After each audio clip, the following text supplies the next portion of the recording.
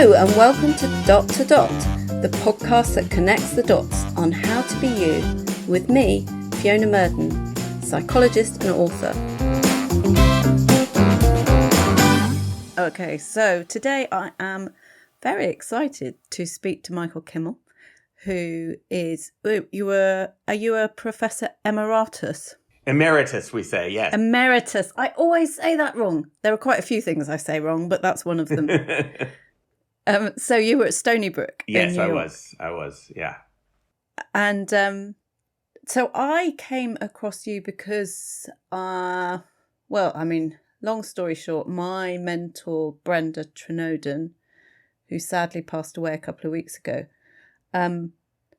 did loads and loads of work for diversity on boards globally. So, but reading up and being engaged in what she did meant that I came across your work. And for people listening, the wonderful thing about Michael is you come at diversity from a different viewpoint and a different angle, which I think is incredibly helpful because it opens people's eyes. It makes you think, which I think is really important, because otherwise you're hearing the same thing and we can tend to switch off to hearing the same thing over and over. But you also offer sort of ways of looking at that in different populations. So I know you've spoken to Scandinavian countries, in Australia, and it is different in different countries, isn't it? Yeah, sure. When you start talking about gender, masculinity, femininity, my goodness, there's no one size fits all. There's lots of different variations. Even within the U.S., of course, you can't talk about one particular version. There's so many different, by race, by class, by region, by age, by religion, by height. I mean, there's so many different definitions of masculinity that we, in fact, in the academic world, speak of masculinities, plural, to denote all of those. But at the same time, here, at least in the States, I suppose this is true in Britain as well, there are some models that are held up as the models against which everybody else measures themselves.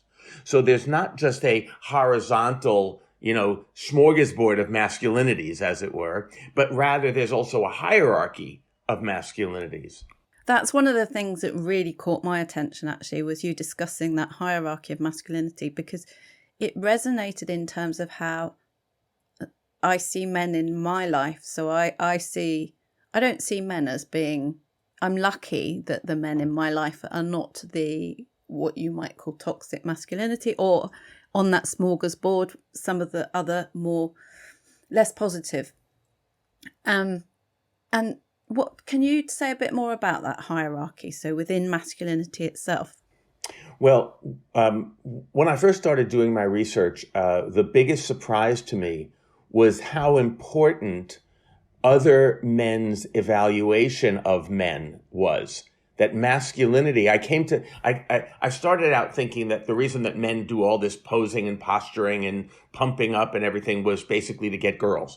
And it turns out that when you listen to men speak about what they're interested in, it's proving their masculinity to other men. It's other men who evaluate us, who judge us. This starts when we're very young. When you're in the playground at 5, 6, 7 years old, and somebody says, "Well, he's a sissy," or they use some homophobic slur to make your masculinity a problem, and then you have to deal with it.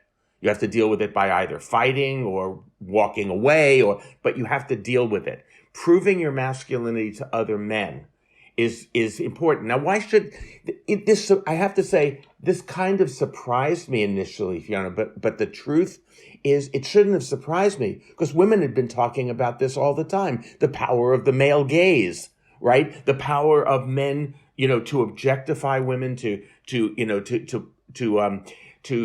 basically see women through their own eyes, and force women to see themselves through men's eyes. So the power of the male. So why should it have been different for men? Men are posturing and posing. And I used to say, you want to start a fight walk onto a playground where 10-year-old boys are playing happily and just say, hey, who's a sissy around here?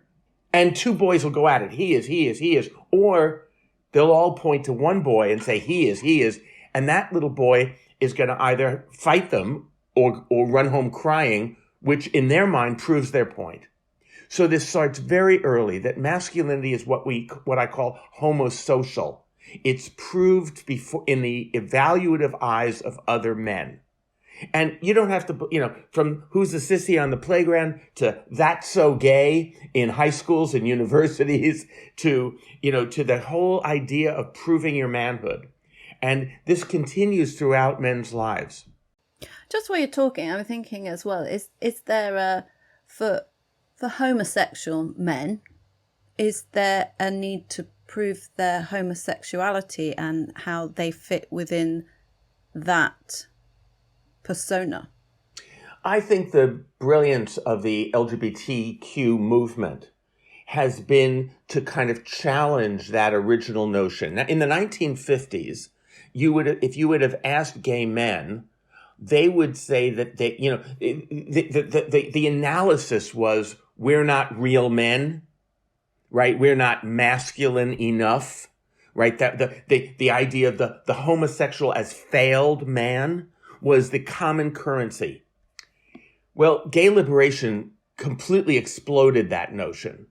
You want muscles? You want butch? You want hyper masculine? Take a look at the gay clone, as he was called, in the 1970s and 80s.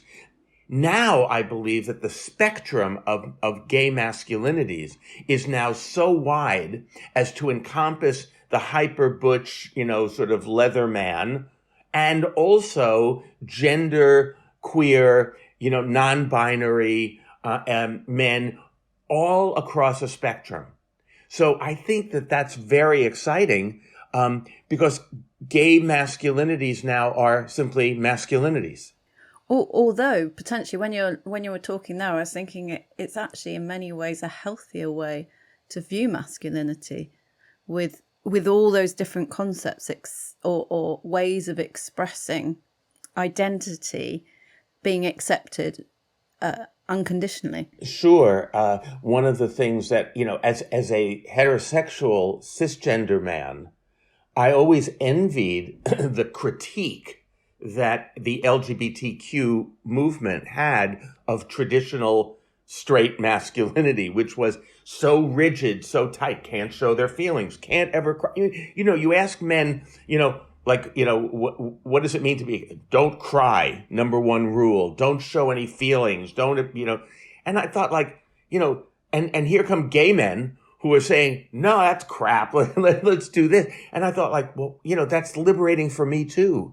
And let me say, as a dad, as a husband, as a friend, you need a lot of emotion.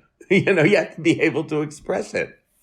Well, as a psychologist, the thing that I think is so critical is being able to express it, because the traditional or the stereotype of masculinity as that not expressing emotion is incredibly unhealthy for men themselves and for anyone else in their lives. I know. I've heard so many stories of, couples where the wife says, tell me what you feel. And the husband says, tell me what you want me to feel and I'll feel it. We have been raised to not be in touch with it. We are human beings. We have emotion. We've just not been taught how to express it, how to feel it, to feel that feeling what you feel as a sign of our humanity, as opposed to a disconfirmation of our masculinity. But I still think, I'd be interested in your view, but I still think we're a way off incorporating that into the stereotypical, if you like, male identity. And what worries me is the impact that has then on male suicide and all those things we see. It's not really surprising, given that, to an extent, it's almost like cutting a limb off when men are boys, because it's saying, right, we're going to cut this bit of who you are off.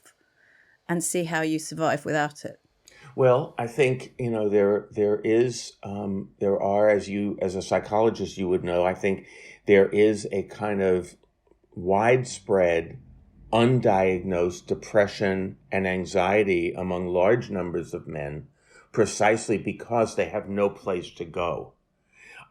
If you ask, we all need a support network. Everyone does. Now, if you have a partner, that's one thing, but you can't have your partner be the sole support network. So we rely on relatives, we rely on family, we rely on friends. And the thing that's interesting about male and female friendships is that men and women tend to have very different friendship histories. Most women, and I'll ask you this question, most women, according to the research, have friends as adults who were friends in primary school or high school. You still have friends from your high school. I do, yeah. Does your husband? No. Yeah. This is exactly what happens. Women, I watched this in my own family. My mother had a few friends in high school, and they stayed friends through college. When they got married, they had their kids at roughly the same time. All of these women had two kids, one my age and one my younger sister's age. They stayed together, and their husbands kind of became friends because they all got together as couples. Women have friends. Women's friendships go through their entire life. They're existential. Friendships that you made when you were 6 may still be your friends when you're 46. Different for men. Men's friendships tend to be episodic. You're in high school and you're on the same football team, and you vow that you'll be friends forever. And then you go off to college and you're then in a fraternity and you vow that you'll be friends forever in a kind of drunken stupor. And then you go on to your first job and you make friends there and you go out for drinks, whatever. And then you move on to a second job and you don't take the friends with you. Now, there's a reason for this. It's not a kind of feeling reason, really. It's a kind of logistical reason. Women do the business of friendship, right? It's the women who remember other people's birthdays, who remember to buy presents for your children's friends' birthday parties. You keep tabs on that. There's a kind of logistics. But maybe we should call it the infrastructure of friendship. Who writes the thank you notes? Who makes the phone calls? Who arranges the play dates? That's what friendships are about. And men will tell you, and I believe them because I feel this way myself. I have a friend from high school.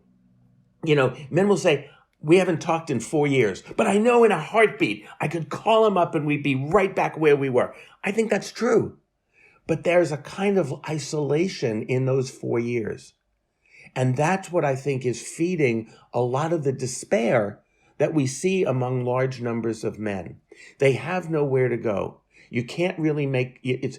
And if you believe, as we in the States or you in Britain believe in this sort of capitalist model, it's kind of hard to be friends with the guys you work with because they may be angling for the same promotion you are.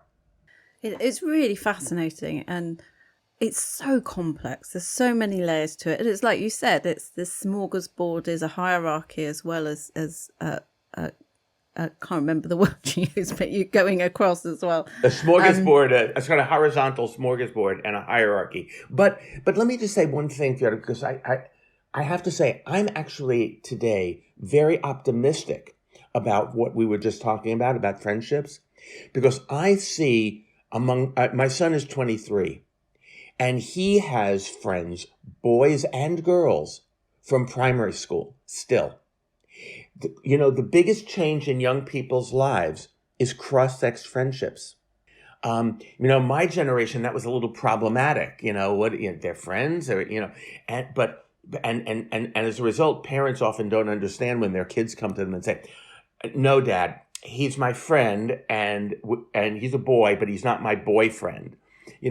We have a hard time understanding that, but they don't.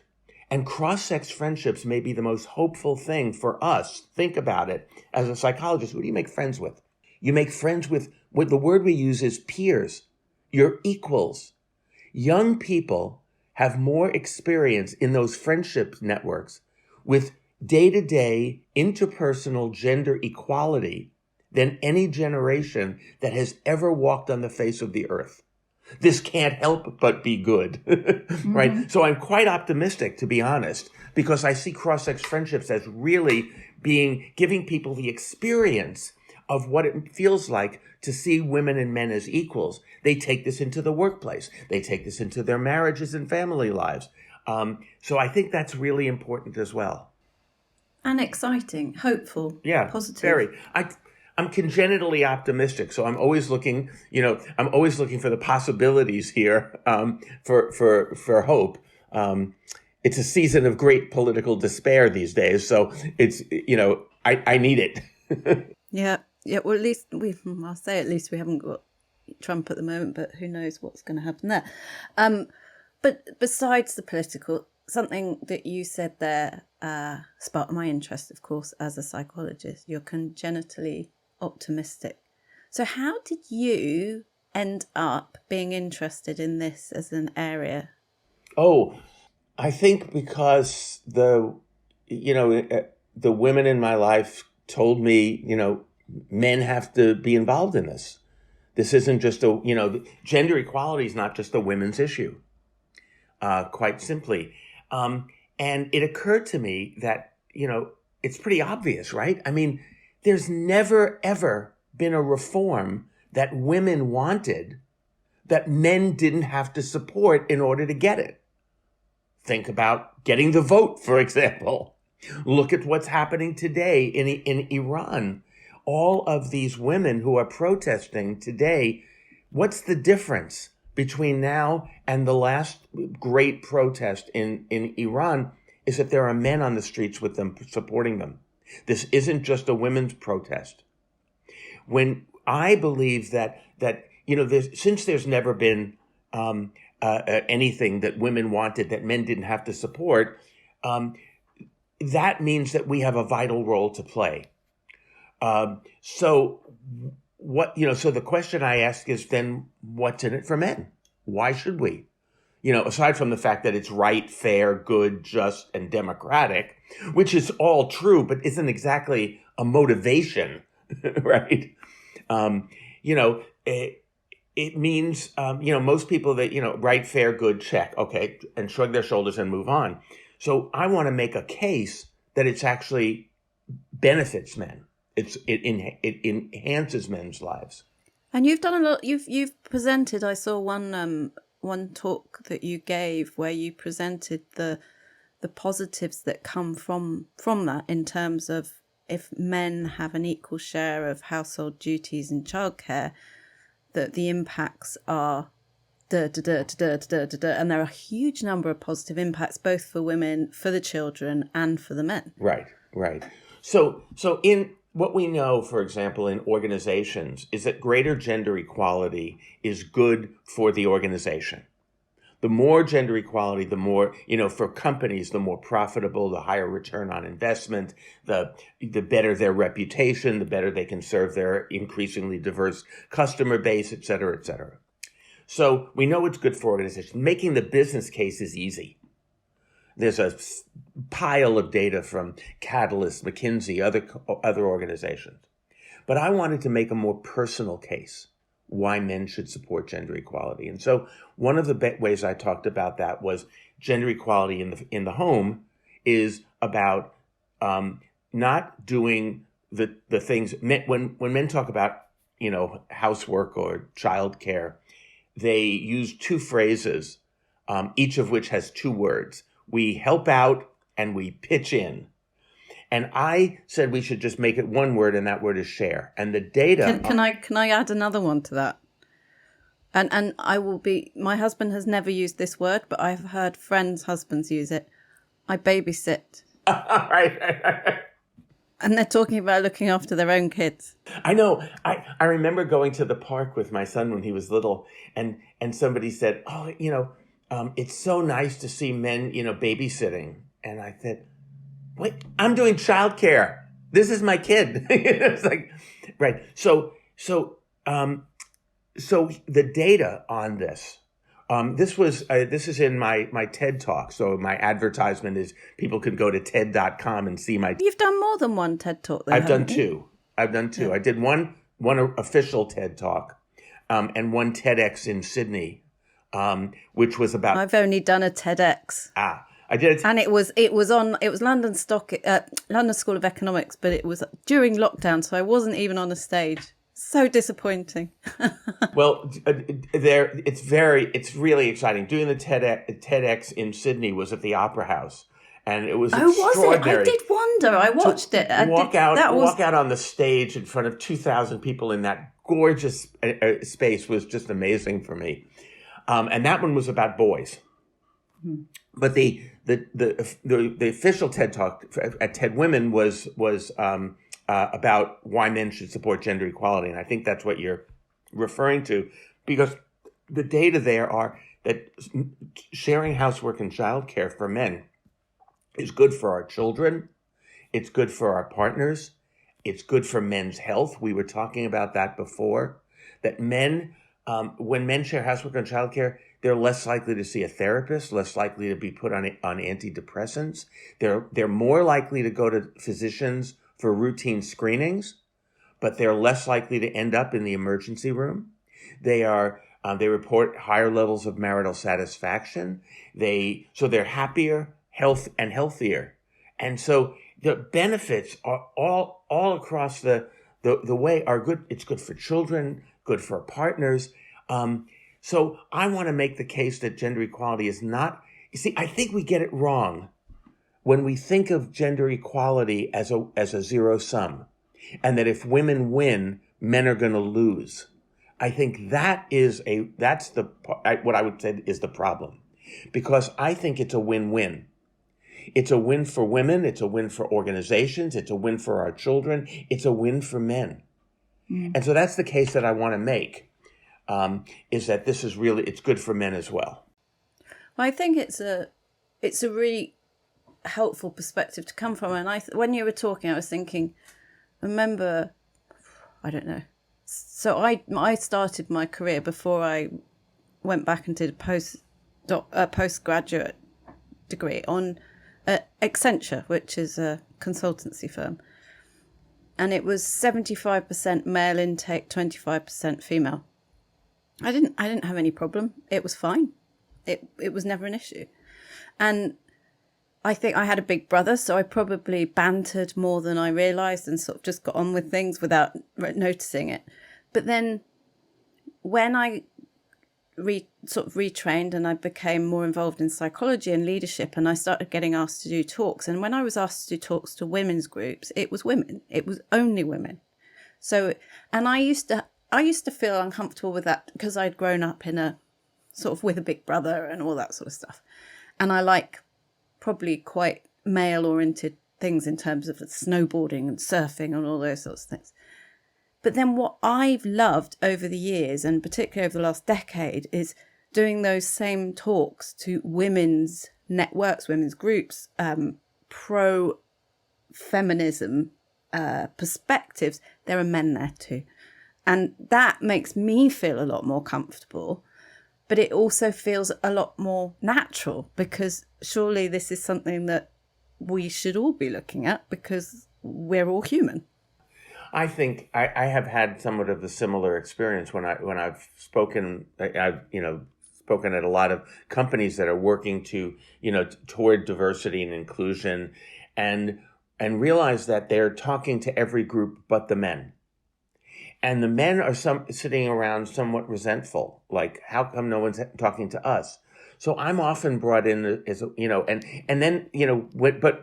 imagine you're a guy in a corporation. Let's take Accenture, where you used to work. We're going to have a talk on gender equality. These guys come in and they're they're terrified. What's going to happen? This woman is going to come yell at me for an hour about how bad I am and how wrong I'm doing it and how toxic my masculinity is. So, okay, I'm going to go there and I'm going to endure this for an hour because I have to. But, so they're already like steeled against it, And so I feel like I want to come in and I want to bring the men into the conversation. This is not a conversation about being nice to the ladies. This is not like Women's Equality Week, and we can get back to the 51 men's inequality weeks afterwards. This is, we are stakeholders in this. We will do better. Companies know that mixed teams now, they know this, are much more creative. Turns out great minds don't all think alike. You want that ferment. You want that frothiness. So I want the men to feel included in inclusion, but not simply the sort of the generic other that doesn't, it's everybody else but. I want the men to know that we are stakeholders in this campaign, precisely because we will benefit also. And I think that's really important, because whilst we may stand by our values when we see people being treated unfairly, when we're in a position of privilege, which you also talk about incredibly eloquently and use some fantastic examples, but we don't notice we're in that position of privilege. And so therefore we don't see the benefit of something being different to how it is now. And I think that what's in it for me, however much people might say, oh, no, it's I'm doing this because of this, and this. It's actually what's in it for me is what motivates us on a short-term daily basis. Yeah. Well, isn't it? I mean, look, we should support gender equality because, full stop, because it's right and fair and just and democratic, and it goes with all of the values that we profess. Full stop. Isn't it nice to also know that it's good for us too? I mean, it's not like medicine that tastes bad, right? It's medicine that we need, and it tastes good. It's so great. It's a bonus. It's not like I agree with you. The men's motivation should not simply be because it's in our interest, but isn't it nice to know that it is also? So that position of privilege you describe well. You've got many different examples. There's one example, I think, where you were in a seminar with a group of women. Do you know which one I'm referring to? Sure, of course. I've, it's funny. This happened like 40 years ago when I first started thinking about this, and my head exploded, and it was so interesting. I talk about this in pretty much every talk that I give. I remember this example. And it never fails to move me, even in the saying of it. It's quite interesting. It was one of those moments, I think everybody has them, that, things pivoted then. You didn't know it, but things changed. So the story is how I first became aware of some of these issues. And when I was in graduate school, a bunch of us got together to start a study group in feminist theory, because there weren't any courses yet. So we had a little study group. And each week, 11 women and me would get together. We would read a text and talk about it. And during one of our meetings, I witnessed a conversation between two of the women in the group that changed everything for me. One of the women was white and one was black. And the white woman said, all women, this is very 1970s, all women have the same experience as women. All women face the same oppression as women, and therefore all women have a kind of intuitive solidarity or sisterhood. And the black woman said, I'm not so sure. Let me ask you a question. So the black woman says to the white woman, when you wake up in the morning and you look in the mirror, what do you see? And the white woman said, I see a woman. And the black woman said, you see, that's the problem for me.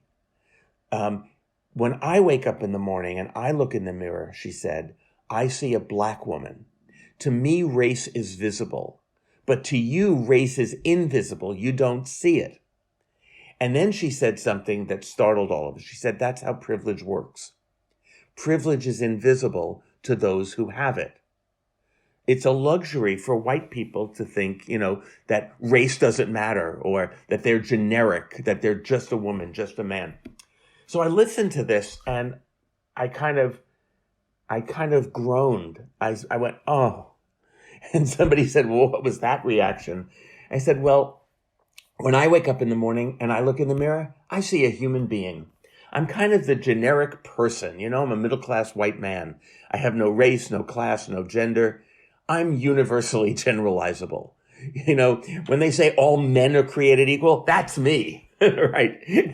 And so I think sometimes that was like the moment I became a middle-class white man, that class and race and gender were not about other people, but they were about me. And so that was my first moment of recognizing the privilege of not seeing your privilege. Think about how much energy you save not having to think about these things, right? And so it is a luxury not to have to think about race for white people. That's what privilege means. You don't have to think about it. And again, sort of thinking about the psychology with that, it is a huge cognitive demand if you're constantly wondering how someone's going to interpret you, what they're going to think of you, how you fit into a group, what that means. All those things that when you have privilege, like you say, you don't have to think about. But not having to think about it means you can focus on other things, whether that's fulfilling your potential, whether that's daydreaming, whatever that is. It's right. I mean, this is so, and what we've had, I mean, what we're moving beyond, I believe, and this is again a bit of good news, I suspect. What we're moving beyond is this idea that what we have to do, that we have to create diversity by creating a checklist and making sure we have the women, we have the gays, we have the blacks. Okay, we're good. That is what we do is we started out by establishing a program of tokenism. Think about that. I've often thought about the pressure that is put on tokens because nobody sees you as you. They see you as a member of some group only. So the pressure is if I fail, they say, see, we tried with them, but it didn't quite work out. So the pressure on them is so much greater. They are completely invisible as an individual, but they're hyper visible as a member of their group. Which is so unfair. And I think about one guy that I've coached for the last few years, who is gay and a minority in terms of race, and really believes that there'll be moments of doubt where he thinks the reason that he's on the executive leadership team of this company is because of that, which then brings in a whole level of self-doubt and questioning as to self-worth and a whole load of other things that are not actually healthy for anyone. Right. And he may be subtly reminded of this occasionally by, everybody knows the reason you're there, because you have to fill out some quota. And I feel like we're developing now. I'm hopeful that we're beginning to develop the critical mass that we need to reduce the pressure of tokenism. If there's more than a few, but a significant number, then the pressure is reduced on each individual as they represent their group. And I then think that the representation becomes more normal and natural as well, because the second book I wrote was on the neuroscience behind role modeling and social learning, and the pressure that is on that first person as a role model, whether that's the first woman in a position within senior position within an organization, whatever that is immense. So it takes a certain personality, and sometimes that personality can be something that other people don't want to replicate. And they look at, and it actually puts them off because they say, well, if I need to be like that, if I need to have no kids, or if I need to work those hours, or I don't want to do it. But once there's a level of critical mass, like you say, to it, and it's more of an acceptance and a normality, then you get the breadth of people and characters that enable other people to identify with them. Right. So talk about it from the other side for a moment. Think about the costs to companies, for example, for how much talent they lose by people leaving the workplace because it's inhospitable to those kinds of dynamics, or because they see what they would have to sacrifice in order to achieve that. So once you have a critical mass, for example, once you have a critical mass of women at the top of an organization, you won't have client meetings on Saturday afternoon at a golf course. You won't have 7 a.m. breakfast meetings, because that's when parents get their children ready to go to school, right? Now, what I want to say, what I want to give to that is, when I'm asked to play golf on a Saturday afternoon, I want to be able to say, sorry, mate, my daughter has a soccer match and I'm going to go to that. Or, sorry, I have to get my kids ready for school tomorrow morning at 7. Can't be at that breakfast meeting. I want men to say, I'm a parent, right? Bring more of themselves to work. We have this idea that we should show up at work and be utterly unencumbered, right? I'm here for you 24/7. Call me anytime. Text me. I'm there for you. We say to our boss or supervisor. I don't want to say that. I'm not available all the time. My kid has a crisis. I'm the cook in my house. I make dinner. Don't call me at 5:00. And that. So when men start saying that, it will take a lot of the pressure off women, because right now we're on a team meeting. You're the only woman. I say, as the team leader, hey, listen, we have to get together tomorrow morning at 7 because we have to prepare for this client meeting. And everybody looks at you. Everybody says, is she going to be able to come? I don't know. Maybe she's a mom. I'm not sure. But when men say, oh no, sorry, can't come, right? That changes the dynamic. Yeah. And I would say I'm very proud of my husband in that respect, because he's a partner at McKinsey, which is quite, brutal in terms of the hours and the ways of working. And in lockdown, I've heard him say quite openly, I can't make that meeting. I'm taking my daughter to athletics. I can't do that because I'm taking my girls to school. Good on him. Exactly. It's fantastic, because it represents that's okay. It's okay to do that. It's normal to do that.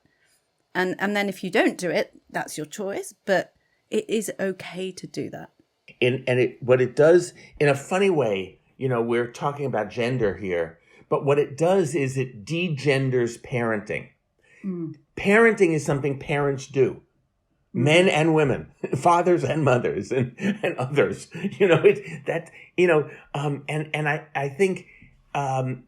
think that it shows other men that's acceptable. Here's a partner saying that. And secondly, it takes some of the pressure off women, because the women then say, I'm not the only one who's feeling this way. I'm not the only one who has to do it this way. It's so complex. And I mean, again, thinking for myself, I think about when I had my first daughter, who's going to be 16 in December. And I ended up working for chief execs of one FTSE 100 and a big insurance firm called Lloyd's of London in the UK. And I was working directly with the chief execs and the leadership teams. And I did not, and this was now, I'd left my company, this was for myself independently. I never mentioned that I had a child. I never talked about being a mum. And I got to a point where, and it's interesting because I don't know how much it's society changing, how much it's me just going, do you know what? I am what I am now. But I have done for many years now, sort of quite happily said, oh no, I've got to do school pickup, or I've got to do this, or I've got to do that. But even as a woman, I was hiding or shielding the fact that I had that part of being a woman, because I didn't want to be seen as different, lesser. I didn't want to be disregarded or devalued. Or you didn't want to be the problem. Right? Yes. Being pulled elsewhere makes you a problem, makes you less reliable in their eyes. And so we think a lot about the costs to women for not being able to show up fully, to not being able to talk about these. But earlier we were talking about the cost to men, the kind of silent depression, the despair, the kind of feeling that they have nowhere to turn when they have these sorts of things. And let's also talk about the other side of this for a minute. It's not simply having children, which is, of course, really, really important for in our identities, but it's also having aging parents. A lot of us have to take care of elderly parents or navigate their health care and navigate their trips to doctors and medications and things like that. As our populations age, we're in the generation that are taking care of aging parents and young children, right? And so a lot of guys really, I think, in my experience, feel just pulled in so many different directions and have nowhere to talk about it. Yeah, and that feels wrong, and brings us all the way back round to the issue with mental health and suicide. But what was I was going to say? There were so many things. I've got pages of questions for you, Michael, and we haven't got that much time left. So something that I heard you say in one place. So you ask men what it means to be a good man in contrast to being a real man. Can you tell us a bit about that? Sure. I started, this was my response kind of to the idea of toxic masculinity, which I don't particularly use, a phrase I don't use and don't especially like even. So I started asking in workshops, I would ask men what it means to be a good man. And I think this is in my TEDx Sydney talk. I think, and in what I would get when what does it mean to be a good man? At the end of your life, people say he was a good man. What does that mean? And most of the time, what you get from men when you ask them what it means to be a good man is responsible, ethical, do the right thing, honor. When I asked this at West Point, our military academy, honor, duty, sacrifice. One of the hallmarks of masculinity, of good masculinity, so to speak, is to sacrifice for your family, right? So yes, I hate my job and I hate my boss and I hate the commute and I hate all of it, but I'm doing this for my family. And, so that's part of that's good man, what it means to be a good man. So, and one guy just said, look, it's the Judeo-Christian ethic. It's do the right thing, stand up for the little guy, be brave, be honorable. Okay, fine. So that's what it means. And I asked, where did you learn this? And they say, well, it's everywhere. It's our culture. It's the Judeo-Christian heritage. And I say, okay, fine. Now tell me if those are the ideas, those are the values that show up for you: honor, duty, sacrifice, caring, responsibility, etc. Man up. Be a real man. And then they say, oh, no, that's completely different. Well, what does that mean? Don't cry, be strong, be powerful, get rich, get laid, get, all of those, never show your feelings, never show weakness, never back down. And I said, well, where did you learn that? And they say, typically in order, my dad, my coach, my guy friends, my older brother. Okay, that's the part we were talking about before, the homosociality. We learn that masculinity, what it means to be a real man from other men, right?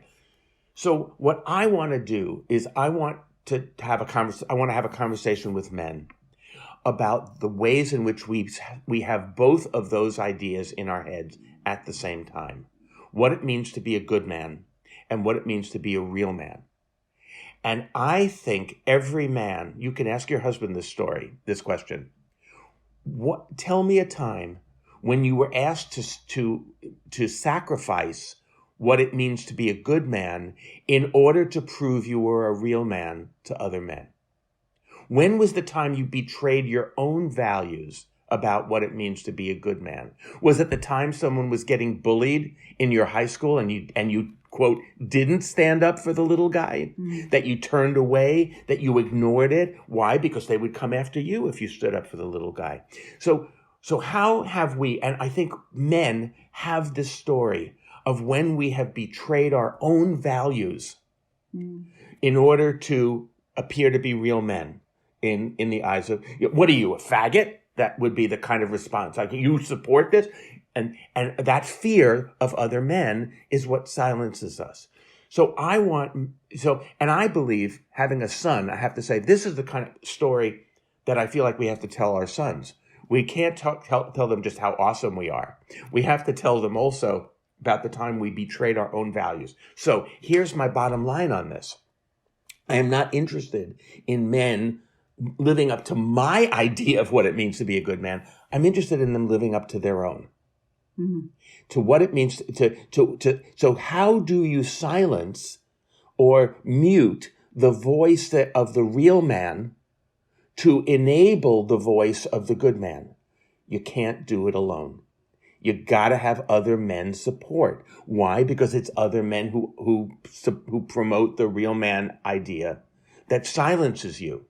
So we need to develop those mechanisms of support among men so that we can feel okay and secure when we mute the real man language in favor of the good man language. It's all such powerful stuff. I'm conscious that you are now Emeritus. I said it right that time, didn't I? So we're losing you to some extent. I'm conscious that you're still active in terms of doing things like this. But what can we take forward? What can we pass on to your son, my daughters, that is going to give them something to work with? So those messages, yes, but is a tangible action that people can take? Well, it's a funny thing. On the one hand, I feel like we can be honest about these sorts of questions and in our own lives, and how we ourselves had those moments of betrayal of our own values, and those kinds of honest conversations. I think we can, but I think, let me give you an analogy. I think a lot of times companies are doing things like having mentorship programs to enable, sort of older senior people to sort of support and encourage those below them to follow paths and, steer clear of minefields, et cetera. I think we can learn more from young people. So reverse mentoring. I'm interested in reverse mentoring. If I'm a senior executive at age 70 and I have a young 30-year-old, he or she is so much more experienced with navigating the world as it is right now than I am. I need some help dealing with all of these different, non-binary people and different races and religions and ethnicities and all the people who are coming into the workplace today that I was not prepared for when everyone looked like me. So I feel like we need to develop reverse mentoring programs in companies precisely because I think we learn more from young people than they learn from us at the moment. Do you know, that's music to my ears. Oh, I just want to say, imagine how valued the younger colleagues will feel when older colleagues come to them for advice and support. No, it's absolute music to my ears on many levels. You don't know that I do loads of work on mentoring, but reverse mentoring is so powerful when you hear people in senior positions say, I cannot believe how much I've learned. Or even when it's not reverse mentoring and you take someone in a senior position who is mentoring in the traditional sense, and they'll say, do you know what? I learned so much from my mentee. And I think that cross-generational thing is absolutely critical because it helps build that critical mass, but in a different way, in a different direction. But it also helps educate us because as a population that may not have grown up with the same acceptance of different views and diversities and just live. Yeah, I think I agree with everything above, everything. Well, it's a good way to end, I think, because it's fantastic. I just absolutely love everything you've said. I think people are going to really, really enjoy listening to you. If they want to find more about you, you're on www.michaelkimmel.com, I believe. Correct, yeah. Exactly. And are you on Twitter or anything like that? I don't use Twitter very much, I have to say. No, that's the easiest way, just, through the website. And you've written a number of books as well. Yeah, so the most recently the book that would be most interesting, I suspect, to you is there's two. There's Guyland, which is a book about young men 16 to 26, sort of from late high school through university and into their first career, sort of post-adolescent, but not quite yet fully adult. Emerging adulthood. Or emerging adulthood, or adultolescence, or whatever. I like that, yeah. Whatever you want to call it. So Guyland is one, and then the other book that's more recent is Angry White Men, and that book was published initially in 2013, and the name Trump appeared nowhere in the book, and so what I feel like I began to profile was his followers before he showed up to lead them. What was going on, that kind of ferment and anger that was building up among white men, that resentment that we were talking about earlier. And I really would recommend looking at those. I've particularly found your views on that fascinating. I've looked at it from a role modelling perspective, and that need to belong where men get pulled in or to groups or gangs, but you've given it obviously far more insightful from a sociological perspective, and understanding the masculinity and that need to be the real man rather than the good man, in effect, actually, and to live up to that expectation. And that's a conversation internally among men between being a good man and a real man. It's not, it's better, I think, than the kind of toxic and healthy masculinity. Yeah, no, I agree. I think it's because it's not critical. It's just saying, how would you categorize these two, and which one do you actually want to live up to? And mostly, I want men to live up to their own values, not mine. Not yours, theirs. This is what they say. Yeah, absolutely. Michael Kimmel, thank you so much for your time. Thank you so much for your thoughts and your insight. I really appreciate speaking to you. Yeah, it's been a pleasure. Thank you, too.